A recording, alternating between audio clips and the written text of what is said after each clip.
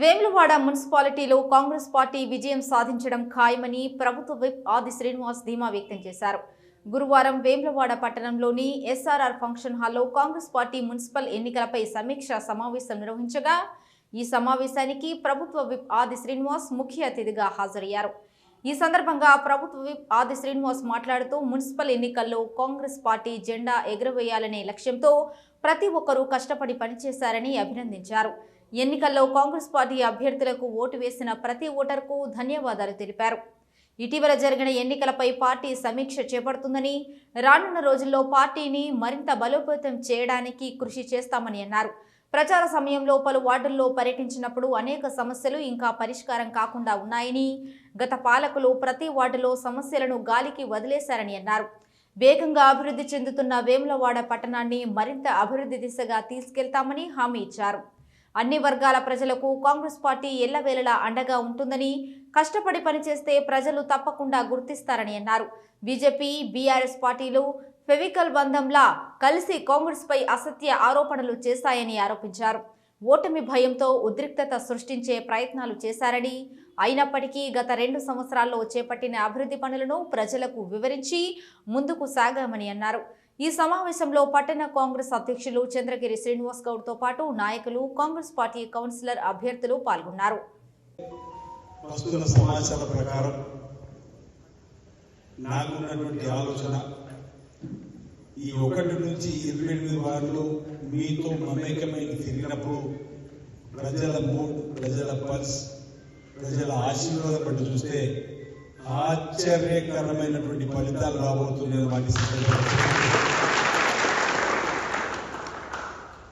తప్పనిసరిగా మున్సిపల్ పైన chairman, vice chairman Congress party జెండా ఎగురుతుందన్న ఒక విశ్వాసం, ధీమాన్ని ఈ సందర్భంగా వ్యక్తం చేస్తుంది.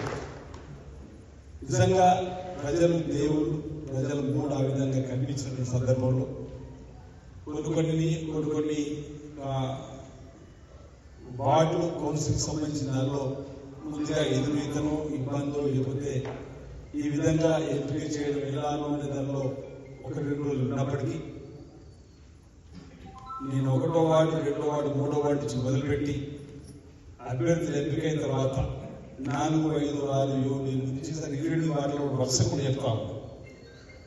అభ్యర్థులు ఎంపిక పూర్తయిన తర్వాత అక్కడక్కడ ఏదైనా ఇబ్బందులు చెప్పగానే వెంటనే వెళ్ళి మన నాయకులతో కూర్చొని, మన నాయకులతో చర్చించి ఎందుకు అభ్యర్థులు ఎంపిక చేయడం జరిగింది, ఈ అభ్యర్థుల ఎంపిక మీద ఉన్నటువంటి మద్దతు ఏంది, కార్యక్రమం ఏంది, ఏ పరిస్థితుల్లో మనం మీరు ఎంపిక చేశామని చెప్పే ప్రయత్నం చేస్తే నాకు తెలిసిన 95% మన అభ్యర్థులకు కష్టపడ్డారు. అక్కడక్కడ 3-4%, 5% సంబంధించిన కొందరు తిరుగుబాటు అభ్యర్థులకు పొజిషన్, కొందరు మన అభ్యర్థులకు సహకారం లేకుండా ఇతరులకు చేసిందని చెప్పిన మాట కూడా వినబడతాం. వాటన్నిటి కూడా కాంగ్రెస్ పార్టీ హైకమాండ్ దృష్టిలో కూడా ఉంది.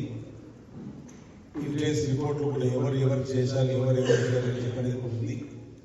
ఆ అంశాలన్నీ పార్టీ చర్చిస్తుంది, పార్టీ ఆలోచిస్తుంది.